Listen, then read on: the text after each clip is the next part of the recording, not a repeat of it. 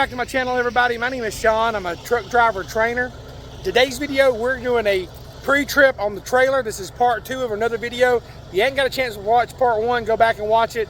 We're with a CDL instructor, and he's gonna go over how we should do a pre-trip on a trailer. So check it out all the way to the end. And if you like it, make sure you hit the like button and make sure you subscribe. Trucking Life Now is now sponsored by Connect Now. So Trucking Life with Sean is sponsored by Connect Now. They make Bluetooth headsets. They make everything you need, nothing that you don't.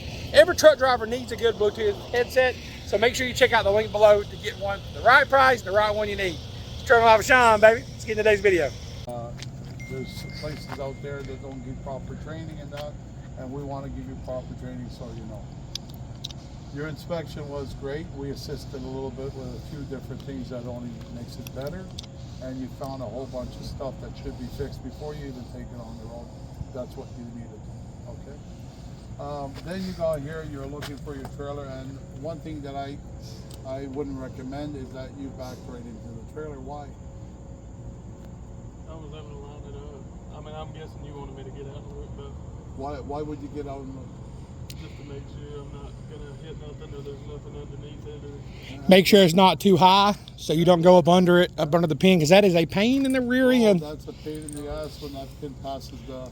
Well, you're going to lose all your fairings. Then you're going to have a hard time to get that pin back over. You got to get plywood and 2x4s and everything trying to move that fifth wheel. You're going to have to roll your dolly leg. You got a 50,000 pound load. Now you got to raise your trailer up to give it more height to move the pin back.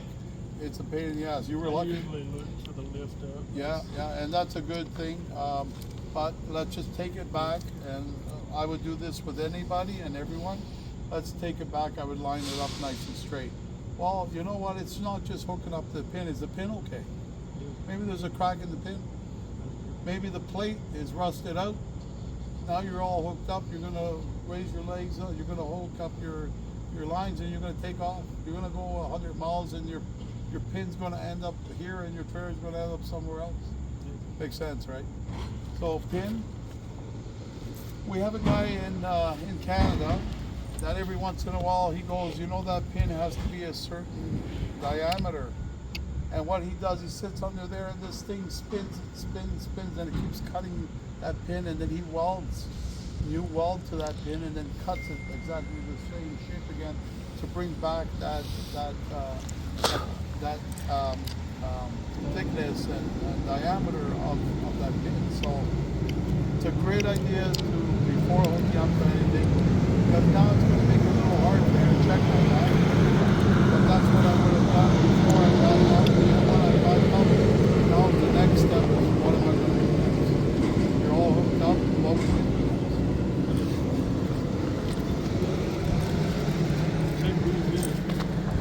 Okay, so again, that's a great thing to check. You know where I would check? I pulled my flashlight up there and I said, this is very important. I'd get under there and see if the jaws are locked. That's where I'd move it. Where Yeah. I would move to next. Yeah, because now you're going from here, it's good. Look, You go under there, the jaws are locked, there's no space in between, and the plate's touching the fifth wheel. I know I'm good to go, right? yes. And then I come back here and start doing all your lines and stuff like I just go from door and. that. All right. But I understand. So is it good training so far?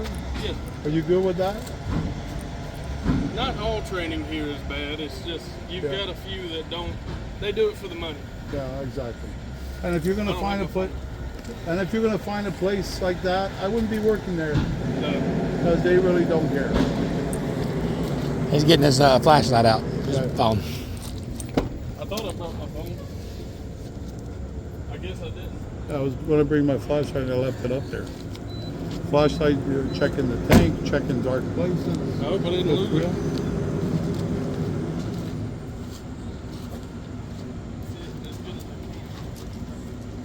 I'm seeing something right from here that's something wrong. The airlines are too low. 18 inches above the ground. Yeah, I seen that too. I can see that it is locked. What I can see of the plate looks fine. It is locked. And no space in between, right? No. Yeah, so you're good. Can't tell you how many times I've seen guys just drop it. They don't check that. They don't see it's logged. They go These down the trailers, log. I've sent so many to the guard check, and I haven't got all of them for the 18 inches above the ground. They came like that on these new trailers.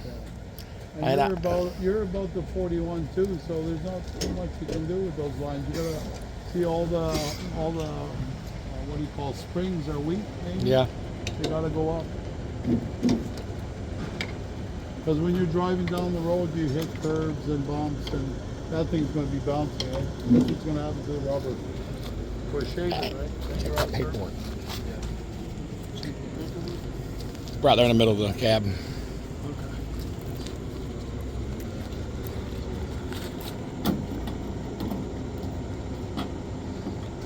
You know what you're looking for in there? There's two things you need to be looking for, at least one for sure. The trailer registration for sure. And the AVI. Penske was doing the AVI stickers, not putting the paperwork in there. They just put the sticker on the trailer. So some trailers are going to have the paperwork, some are just going to have the sticker. Okay, so I don't know the rule. You can check, or maybe you know the rule. The paper's not required. Not required as long as we have the As sticker. long as you have the sticker. So the sticker on this one, if the registration is good, the sticker right here, there's a Penske sticker on the side of it, right here. It's done June of 24, so it's good June of 25. That is your, they call it, what do they call it now, Ken? It's an AVI here, Annual Vehicle Inspection. Annual vehicle. Okay, so it's an AVI. So we call it the same thing. There's your registration. We just call it annual. We're going to look for the expiration date, February 25. Just yellow stickers on the side. Now the Canadian registration is good lifetime, right? No, 1 year. 1 year too? 1 year, yeah. 1 year. Every year is safety, but then you have to do a light and brake every 6 months. That's our rule. What about the registration though? The tag registration, ain't it lifetime there? The sticker, No, not the sticker, the actual registration. We have to do our registration once a year. I don't know what that is. It's almost like an insurance, not an insurance card, but almost like a tag receipt. When y'all get y'all's tags, they done every year or are they permanent tags? I'll have to check. I believe it's permanent here, or in Canada. Because we get our annual every year. Yeah, that's two different things. We get our plate. You're talking about a plate. A plate. Plates.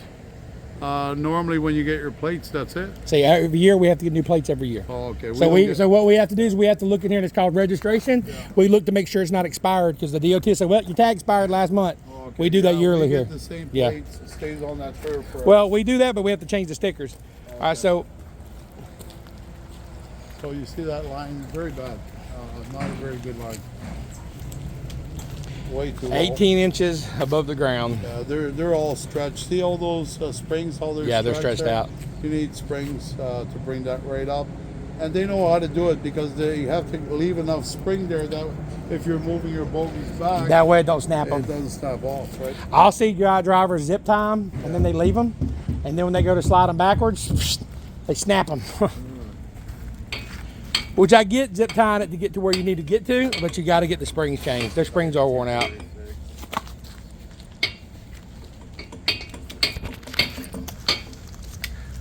Look at the electrical lines there. This is what I look for. Things that are rubbing here. You know, even though it has a cover, it could have ripped that open maybe. Yeah. It's starting and it'll go into electrical and I'm wondering if this one here has hit the ground already all the way down. Nothing there? Don't see nothing. No. And I'm looking to see if he shook them, but making sure that the spacers are properly lined up right.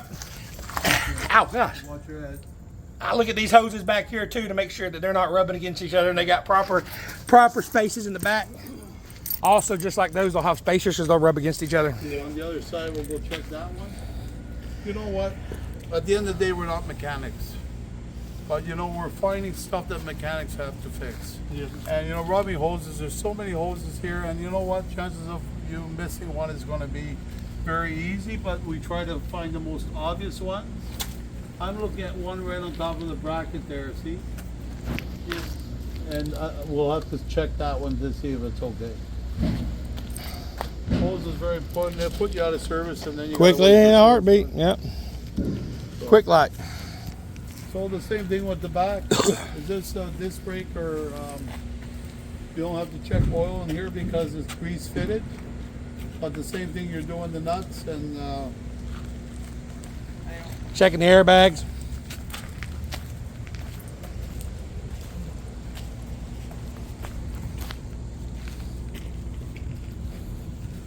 Is that disc brakes? I'm trying to find out. It looks like it. I believe they are. It is. Okay. It's a fairly new trailer too, eh? It's 24 model.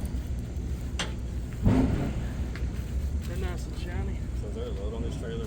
Yes, it's loaded. All right, now this is not part of the pre-trip, but I'm gonna go ahead and throw this out there because it's very important. This will save you in the long run. You take your paperwork and you match that paperwork to that seal just to make sure. What if dispatch wrote the wrong? You're saying what I said. You're saying exactly what I say. Oh, yeah, okay. Yeah. You wanna make sure, because what if dispatch wrote the wrong trailer number on the front, and you need to make sure it matches the bills.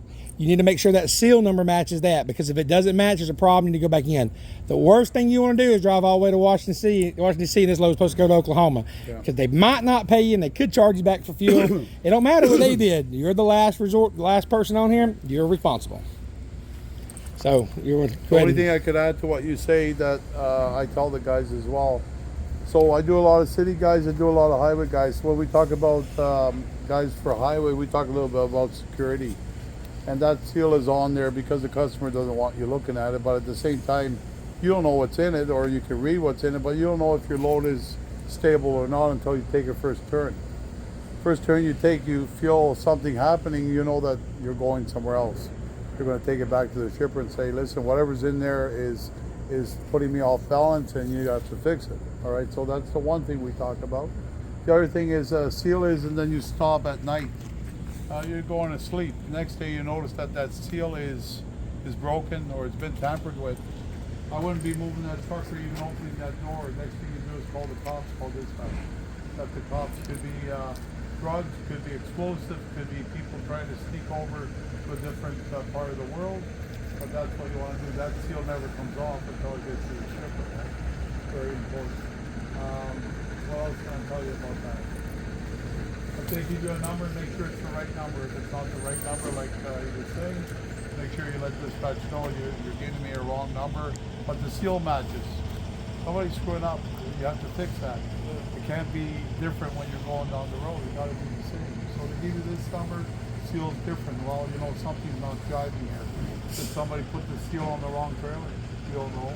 Did somebody load the wrong trailer and put the seal on, vice versa, whatever you want to say, but that's exactly what you're getting right now. Until they fix it, could be the shipper, could be our guys. Until they fix it, don't leave. It's only going to cause you problems down the road. Make sense, all that? Yes, sir. Okay, carry on. I get the paperwork.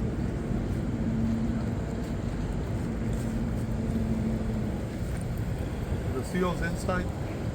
The seal will be on the paperwork. It'll have a seal number on the actual bill of lading. Okay, so it's not going to be on here? No, which you need to open this anyway, just in case they put that in the wrong envelope. Yeah. So I don't trust that envelope, because they could write the wrong number on there and we still hooked up the wrong trailer. So you want to make sure the trailer number, let's see what we got here. Let's look and see if we can find it on here. Trailer number's right here, 245322. Or do we have that? Yes, sir. Regardless of what this is, we're going to make sure that the bills are correct. Yeah. There's your seal number right there. So we want to make sure that matches. Because I've known them putting the right and the wrong one on there, and you grab the wrong one, it could be 2 digits off. It's going to be on you. Let's take it back a couple of steps. Like we did the hookup already. Right now I should be looking at 4 ways. Okay. 4 ways and all the lights Okay. working. Okay. It just saves you from walking back here again. Right. Right. So the bills are correct? Yes, sir. All right, I'll take care of it. There you go, sir. All the lights on in 4 ways. At the end, when he's done here, I normally tell him, go in the truck, release all brakes, hold down your brake pressure, or your brake pedal. I'm going to check the lights for brakes. I'm also going to hear if there's any air leaks in the tank. So I help them that way. And the other way you do it. We have a your- light check button in here in these 2 trucks. Oh, did they have Mhm. it? And it'll Okay. go left, left, right, right, Yeah. flash, flash. Okay, so a lot of trucks don't have that. If they do that, that's what he's going to do. But right now, everything's working. Another thing that we get stopped for is that trailer plate light. You know, like they make it such a big deal. It's just a plate light. working. But one underneath it, I can. It's working. It's working. I can see it. Yeah. So that's one of the things they get us on a lot is that plate light. I don't know why. And one thing I'd like to add is this ABS system in the US is kicking. I know they don't do it in Canada much. Kicks our tail. Once he starts that truck, this ABS light's got to come on and then go off. You'll hear it go click, click, and then go off. So I'm gonna go ahead up there real quick, turn that The on. way he said it was a little wrong. Okay, It correct goes me. ta-ta-ta-tonk. My bad. The tone. Not click, click, click, click. You'd be surprised. Some of them do all kinds of weird sounds, But but it should go on and off. right. It starts to play like a Christmas tree. There's 7 different modules in there, 7. And for what it's doing, the mechanic would know what ti-ti-ti-tong means. Right? Biggest thing you're gonna find down here is this light is not gonna come on at all. Drivers have it on. They like screw it. They go in there and they unplug the plug. That's going to get you a ticket. Now, I see why they do it. It's wrong. They shouldn't do it. But like, I'm not going to be lit up like a Christmas tree. So they unhook it, hoping they don't get inspected. But if they got inspected, their butt's going to be in trouble. So you want to make sure that I catch a lot of these on the older trailers and even the new ones. The bulbs can blow out too. Things can happen. So I'm going to go over there and start it up and turn it back off and watch for this light. It should come on and it should go off. When he puts in his electrical cord, does it not go on and off? That you can do it that way too. Okay, so as you're doing it, you can look.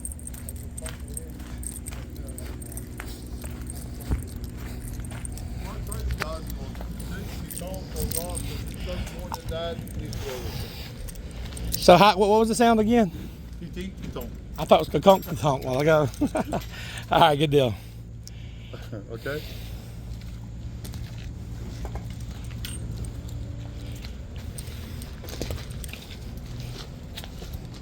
So even sounds have different accents in Canada. Had to say, you already did? What is that? He said even the sounds have different accents in Canada. That's a good one. That's a good one. That's a good one.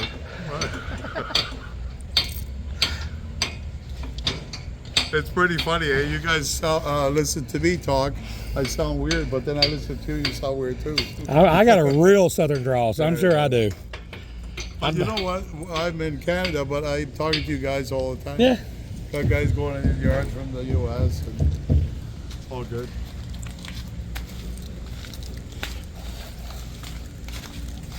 So just remember that if you don't have that light check, I would let them go now and I'd stand back there. Yeah. Listen for sound when release brake. Listen for sound, apply the brake and hold it. And then I'm looking at back. If it's strokes, I'm looking for strokes. If it's just these disc brakes, basically just looking for air leaks. 10-4. When you're on your own, it makes it a little hard because nobody's here to really look at you, right? So there's different ways of doing it. No hammer trick. Yeah. You hear me say that in the safety meeting the other day? Is make sure you're on level ground because the rule is you got to put wheel chocks. How many wheel chocks do we need for all our drivers? Everybody have to carry 2 wheel chocks. So level ground release, and you're going to pull down on your spike, or you can put something down on your brake pedal. You know a C-clamp? Mm-hmm. I have one back home. It's about this big. I turn the clamp around, holds the brake pedal, holds the steering, and I start pumping it. That's how I do it. Okay. All right. But Hope you enjoyed today's video. If you did, hit the like button and make sure you subscribe and hit that bell notification because I put out videos every day trying to teach you something CDL school will not teach you. Thanks for watching. It's Trucking Life with Sean, baby. Let's get it.